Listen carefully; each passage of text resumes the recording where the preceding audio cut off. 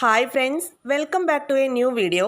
ഇന്ന് നമ്മൾ ഡിസ്കസ് ചെയ്യുന്ന ടോപ്പിക്ക് നവസാമ്പത്തിക പരിഷ്കാരങ്ങളെക്കുറിച്ചാണ്, അല്ലെങ്കിൽ പുത്തൻ സാമ്പത്തിക പരിഷ്കാരങ്ങളെക്കുറിച്ചാണ്.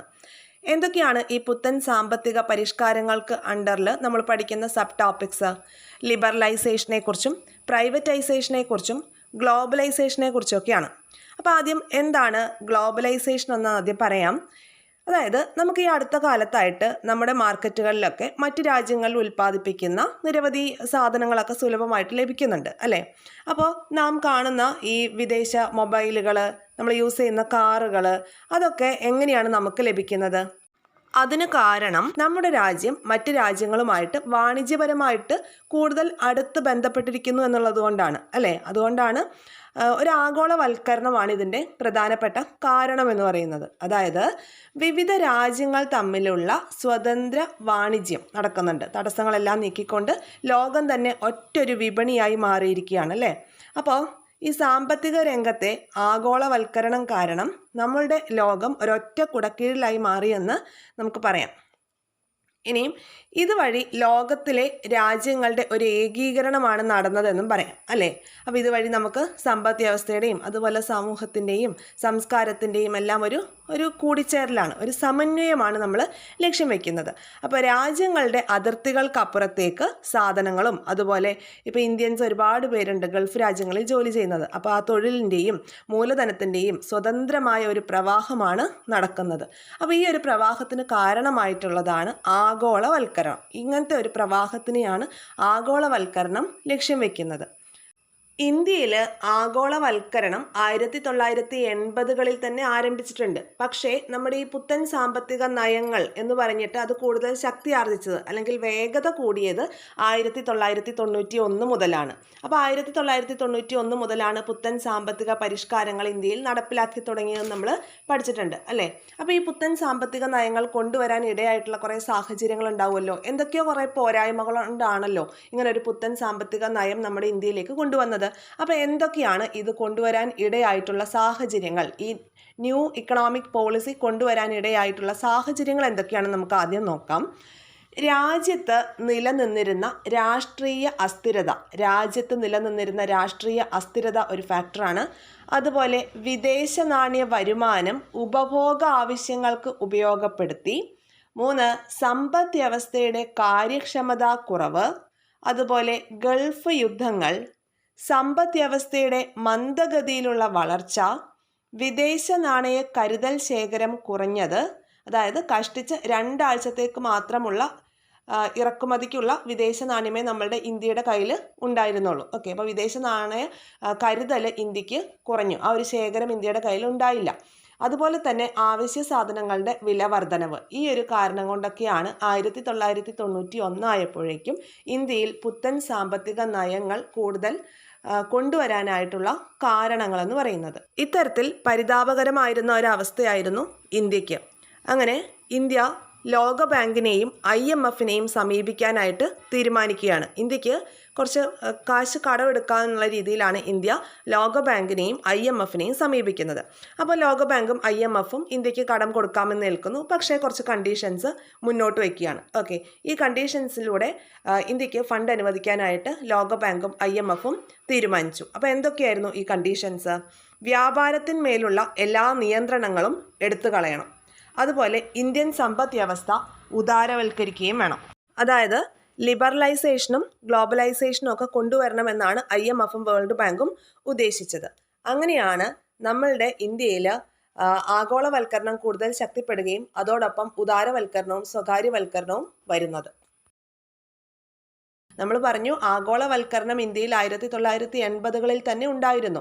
എങ്കിലും അത് ശക്തി പ്രാപിച്ചത്, അതിന് വേഗത കൂടിയത് 1991 മുതൽ ഈ പുത്തൻ സാമ്പത്തിക നയങ്ങൾ കൂടുതൽ ഊർജിതമായി നടപ്പിലാക്കിയതോട് കൂടിയിട്ടാണ്. ഓക്കെ, അപ്പോൾ ഇനി എന്താണ് ഉദാരവൽക്കരണം എന്ന് നമുക്ക് നോക്കാം. ഉദാരവൽക്കരണം എന്നാൽ എന്താണ്? സമ്പദ് വ്യവസ്ഥയുടെ വളർച്ചയ്ക്ക് വേണ്ടിയിട്ട് നിലവിലുള്ള നിയന്ത്രണങ്ങൾ എടുത്തു കളയുക, അതുപോലെ സ്വകാര്യ മേഖലയോട് ഉദാര സമീപനം സ്വീകരിക്കുക. ഇത് രണ്ടുമാണ് ഉദാരവൽക്കരണം കൊണ്ട് ഉദ്ദേശിക്കുന്നത്. എന്തൊക്കെയാണ്?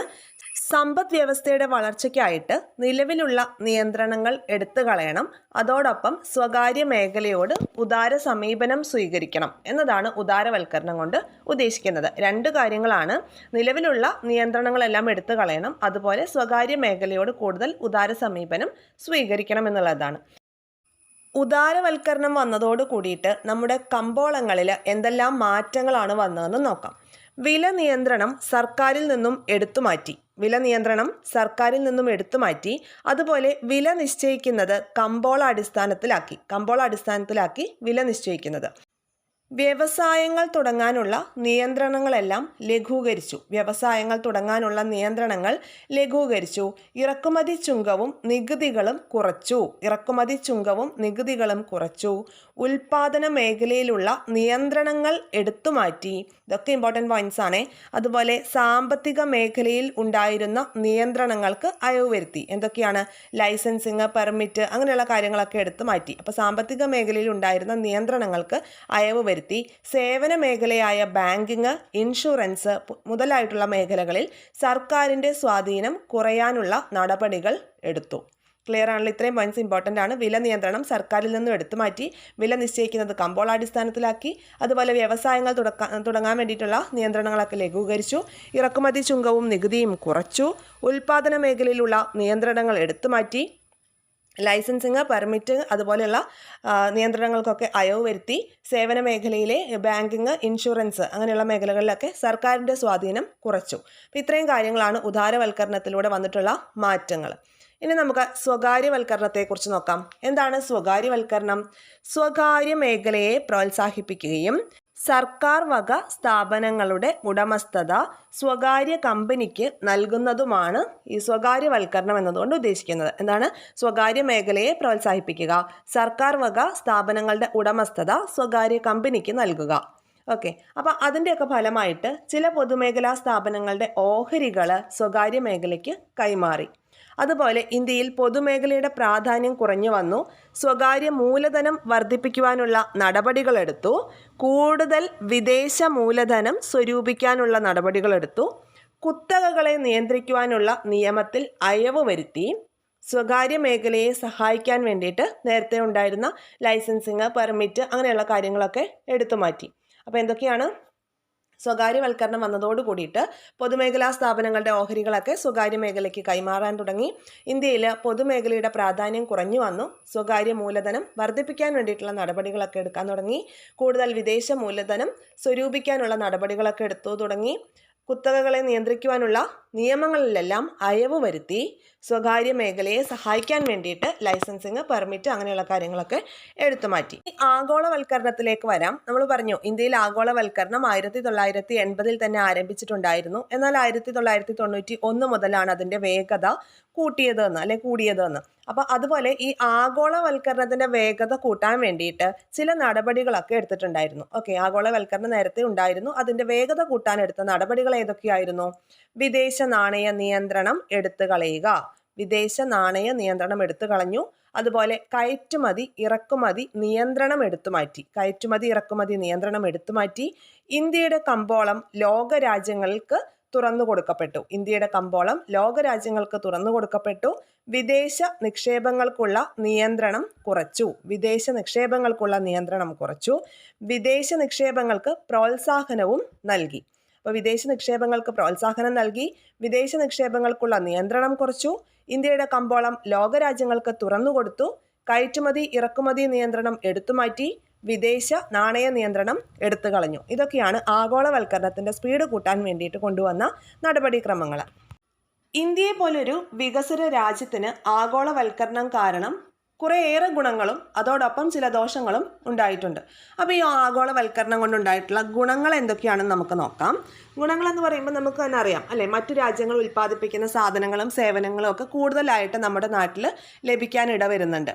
അതുപോലെ രാജ്യത്തിൻ്റെ ഉൽപ്പാദനത്തിൽ കൂടുതൽ മത്സര ബുദ്ധി വന്നു ചേർന്നു. ഓക്കെ, ഇനി മറ്റ് രാജ്യങ്ങളുടെ സാങ്കേതിക വിദ്യ പെട്ടെന്ന് തന്നെ നമുക്കും ലഭിക്കാൻ ഇടവന്നു. മറ്റ് രാജ്യങ്ങളിൽ നിലവിലുള്ള സംസ്കാരത്തെ പറ്റി കൂടുതൽ അറിയാനായിട്ട് നമുക്ക് സാധിക്കുന്നുണ്ട്. രാജ്യത്തിൻ്റെ വികസനത്തിന് വേണ്ടിയിട്ട് മറ്റ് രാജ്യങ്ങളിൽ നിന്നും മൂലധനം കൂടുതൽ ലഭിക്കാൻ ഇടവന്നു. അപ്പോൾ ഇത്രയും കാര്യങ്ങളൊക്കെ ആഗോളവൽക്കരണം മൂലം ഉണ്ടായിട്ടുള്ള ഗുണങ്ങളാണ്. എന്തൊക്കെയാണ്? മറ്റു രാജ്യങ്ങളിൽ ഉൽപ്പാദിപ്പിക്കുന്ന സാധനങ്ങളും സേവനങ്ങളും കൂടുതലായിട്ട് നമ്മുടെ നാട്ടുകാർക്ക് ലഭിക്കുന്നുണ്ട്, നമ്മുടെ നാട്ടിൽ ലഭിക്കുന്നുണ്ട്. രാജ്യത്തിൻ്റെ ഉൽപ്പാദനത്തിൽ കൂടുതൽ മത്സര ബുദ്ധി വന്നു ചേർന്നു. മറ്റു രാജ്യങ്ങളുടെ സാങ്കേതിക വിദ്യ പെട്ടെന്ന് തന്നെ ലഭിക്കാൻ ഇടവന്നു. നമുക്കും അത് യൂസ്ഫുള്ളായി. മറ്റു രാജ്യങ്ങളിൽ നിലവിലുള്ള സംസ്കാരത്തെ പറ്റി കൂടുതലായിട്ട് അറിയാനിടയായി നമ്മൾ. ലാസ്റ്റ്, രാജ്യത്തിൻ്റെ വികസനത്തിന് വേണ്ടിയിട്ട് മറ്റ് രാജ്യങ്ങളിൽ നിന്നും മൂലധനം കൂടുതലായിട്ട് ലഭിക്കാൻ ഇടവന്നു. ഇത്രയൊക്കെയാണ് ആഗോളവൽക്കരണം കൊണ്ടുണ്ടായ ഗുണങ്ങൾ. ഇതുപോലെ തന്നെ ആഗോളവൽക്കരണം കാരണം കുറച്ച് ദോഷങ്ങളും ഉണ്ട്. അപ്പോൾ എന്തൊക്കെയാണ് ദോഷങ്ങൾ? എന്തൊക്കെയാണെന്ന് നോക്കാം. സാമ്പത്തിക അസമത്വം വർദ്ധിച്ചു. ബഹുരാഷ്ട്ര കുത്തകകളുടെ സ്വാധീനം വർദ്ധിച്ചു. അസംഘടിത മേഖലയായ കൃഷിയും പരമ്പരാഗത വ്യവസായങ്ങളും തകരാനിടവന്നു. ഉപഭോക്തൃ സംസ്കാരം വർദ്ധിച്ചു. സർക്കാരിന് സമ്പദ് വ്യവസ്ഥയിലുള്ള നിയന്ത്രണം കുറഞ്ഞു. പ്രകൃതി വിഭവങ്ങളുടെ അമിത ചൂഷണം. ഇതൊക്കെയാണ് ആഗോളവൽക്കരണം കൊണ്ടുണ്ടായിട്ടുള്ള ദോഷങ്ങൾ. ഒന്നുകൂടി നോക്കാം ദോഷങ്ങൾ. സാമ്പത്തിക അസമത്വം വർദ്ധിക്കാൻ ഇടയായിട്ടുണ്ട്. അതുപോലെ ബഹുരാഷ്ട്ര കുത്തകകളുടെ സ്വാധീനം വർദ്ധിച്ചു. അസംഘടിത മേഖലയായിട്ടുള്ള കൃഷിയും പരമ്പരാഗത വ്യവസായങ്ങളും തകരാനിടവന്നു. ഉപഭോക്തൃ സംസ്കാരം വർദ്ധിച്ചു. സർക്കാരിന് സമ്പദ് വ്യവസ്ഥയിലുള്ള നിയന്ത്രണം കുറഞ്ഞു വന്നു. പ്രകൃതി വിഭവങ്ങളുടെ അമിത ചൂഷണം. ഇവയൊക്കെയാണ് ആഗോളവൽക്കരണം കാരണം ഉണ്ടായിട്ടുള്ള ദോഷങ്ങൾ. ആഗോളവൽക്കരണത്തെ സഹായിക്കുന്ന അന്താരാഷ്ട്ര സംഘടനകൾ ഏതൊക്കെയാണ്? ലോക വ്യാപാര സംഘടന, വേൾഡ് ട്രേഡ് ഓർഗനൈസേഷൻ, പിന്നെ അന്താരാഷ്ട്ര നാണയനിധി, ഇന്റർനാഷണൽ മോണിറ്ററി ഫണ്ട്, ലോക ബാങ്ക് അല്ലെങ്കിൽ വേൾഡ് ബാങ്ക്. അപ്പോൾ ഈ 3 സംഘടനകളാണ് ആഗോളവൽക്കരണത്തെ സഹായിക്കുന്ന അന്താരാഷ്ട്ര സംഘടനകൾ എന്ന് പറയുന്നത്. ഓക്കെ, ആഗോളവൽക്കരണത്തിൻ്റെ വേഗത കൂട്ടിയ നിരവധി സംഘടനകളിൽ പ്രധാനപ്പെട്ട 3 സംഘടനകളാണ് നമ്മൾ പറഞ്ഞത്. ലോക വ്യാപാര സംഘടന, അന്താരാഷ്ട്ര നാണയനിധി, ലോക ബാങ്ക് എന്നിവ.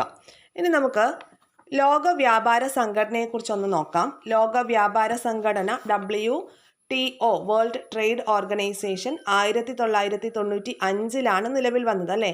ആഗോളവൽക്കരണത്തിൻ്റെ കാലഘട്ടത്തിൽ രാജ്യങ്ങൾ തമ്മിലുള്ള വ്യാപാരം ബഹുരാഷ്ട്ര വ്യാപാര കരാർ പ്രകാരമാണ് നടക്കുന്നത്. അപ്പോൾ അതിന് ചുക്കാൻ പിടിക്കാൻ വേണ്ടിയിട്ട് ലോക വ്യാപാര സംഘടന നിലവിൽ വന്നു. എന്ന് 1995. എന്തിനു വേണ്ടിയിട്ടാണ്? ഇതിൻ്റെ പ്രധാന ലക്ഷ്യങ്ങൾ എന്തൊക്കെയാണ്?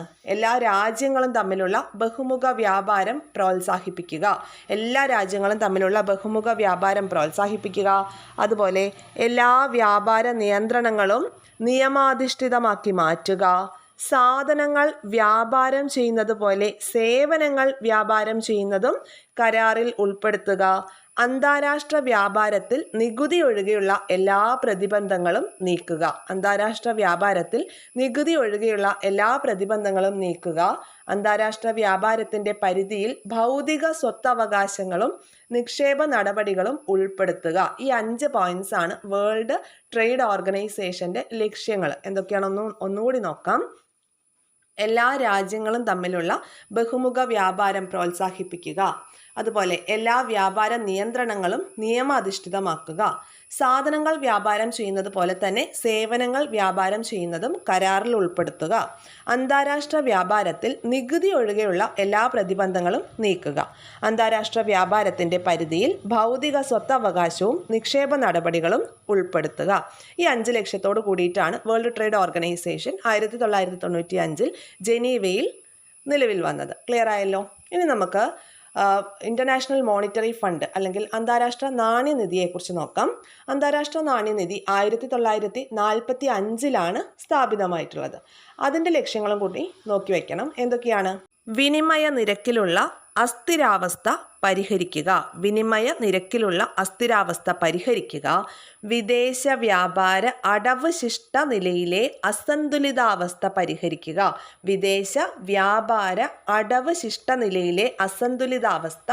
പരിഹരിക്കുക. അന്താരാഷ്ട്ര വ്യാപാരത്തിനും വികസനത്തിനും സൗകര്യമൊരുക്കുക. അതുപോലെ ഹ്രസ്വകാല വായ്പ നൽകുക. വിനിമയ നിരക്ക് തിട്ടപ്പെടുത്തുന്നതിനും നിയന്ത്രിക്കുന്നതിനും സഹായിക്കുക. വിനിമയ നിരക്ക് തിട്ടപ്പെടുത്തുന്നതിനും നിയന്ത്രിക്കുന്നതിനും സഹായിക്കുക. ആഗോളതലത്തിൽ ധനകാര്യ വിനിമയം നിയന്ത്രിക്കുന്നതിനും സുസ്ഥിരമാക്കുകയും ചെയ്യുക. ഓക്കെ, ആഗോളതലത്തിൽ ധനകാര്യ വിനിമയം നിയന്ത്രിക്കുകയും സുസ്ഥിരമാക്കുകയും ചെയ്യുക.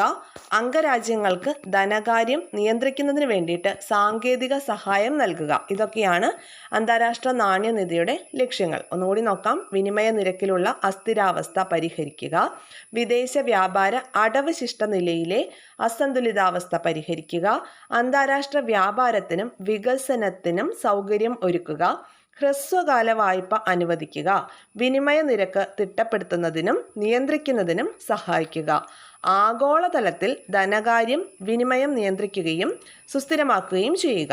അതുപോലെ അംഗരാജ്യങ്ങൾക്ക് ധനകാര്യം നിയന്ത്രിക്കുന്നതിന് വേണ്ടിയിട്ട് സാങ്കേതിക സഹായം നൽകുക എന്നുള്ളതൊക്കെയാണ് അന്താരാഷ്ട്ര നാണ്യനിധിയുടെ ലക്ഷ്യങ്ങൾ. ഇനി നമുക്ക് ലോക ബാങ്കിൻ്റെ ലക്ഷ്യങ്ങളും കൂടി നോക്കാം. ലോക ബാങ്ക് 1946 സ്ഥാപിതമായത്. ഓർത്ത് വയ്ക്കുക ഡേറ്റ്. അന്താരാഷ്ട്ര നാണ്യനിധിയുടെ വർഷം 1945. ലോക ബാങ്ക് 46. വേൾഡ് ട്രേഡ് ഓർഗനൈസേഷൻ ആണെങ്കിൽ 1995. അപ്പോൾ ലോക ബാങ്ക് 1946 സ്ഥാപിതമായി എന്ന് നമ്മൾ പറഞ്ഞു. അതിൻ്റെ പ്രധാനപ്പെട്ട ചുമതലകൾ എന്തൊക്കെയാണ്? രാജ്യങ്ങളുടെ വികസനത്തിൽ സഹായിക്കുക, അംഗരാജ്യങ്ങൾക്ക് ദീർഘകാല വായ്പകൾ നൽകുക. ഹ്രസ്വകാല വായ്പ നൽകുന്നത് ആരായിരുന്നു? അന്താരാഷ്ട്ര നാണ്യനിധിയാണ്. അപ്പോൾ ദീർഘകാല വായ്പ നൽകുന്നത് ലോക ബാങ്കാണ്. അതുപോലെ വികസന പ്രവർത്തനങ്ങൾക്ക് സാമ്പത്തിക സഹായം നൽകുക, വിദേശ സ്വകാര്യ നിക്ഷേപം പ്രോത്സാഹിപ്പിക്കുക, യുദ്ധം മൂലം കെടുതി അനുഭവിച്ച രാഷ്ട്രങ്ങൾക്ക് പുനർനിർമ്മാണത്തിന് സാമ്പത്തിക സഹായം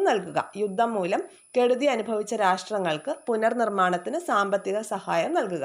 ഇത്രയുമാണ് ലോക ബാങ്കിന്റെ ചുമതലകൾ എന്ന് പറയുന്നത്. അപ്പോൾ ഇതിൽ ഈ 3 ഓർഗനൈസേഷനും നോട്ട് ചെയ്ത് വെക്കുക. അത് സ്ഥാപിതമായ വർഷം, അതിന്റെ ലക്ഷ്യങ്ങൾ, അതുപോലെ ചുമതലകൾ പഠിക്കുക. ഉദാരവൽക്കരണം, സ്വകാര്യവൽക്കരണം, പിന്നെന്താണ് ആഗോളവൽക്കരണം. അത് അത്രയും ക്ലിയർ ആയി എന്ന് വിശ്വസിക്കുന്നു. ഇമ്പോർട്ടൻ്റ് ആയിട്ടുള്ള ഏരിയ ആണിത്.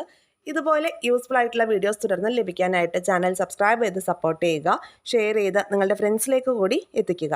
ലൈക്സും കമൻസും എല്ലാം പ്രതീക്ഷിക്കുന്നു. Thank you all. Have A nice day.